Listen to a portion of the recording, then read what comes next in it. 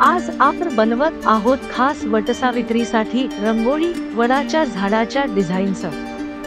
सुरुवात केली आहे एक सुंदर आकृती काढून।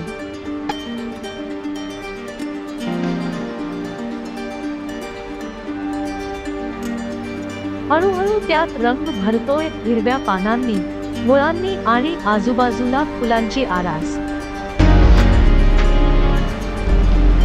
ही रंगोळी फक्त सजावटीसाठी नाही, तर एक श्रद्धा आहे।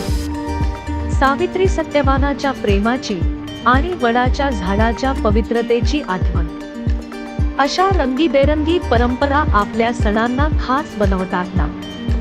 तुम्हाला ही रंगोळी कशी वाटली कमेंट मध्ये नक्की सांगा। आणि हो, आणखी अशा क्रिएटिव्ह आयडियासाठी फॉलो करायला विसरू नका। शुभ वटसावित्री।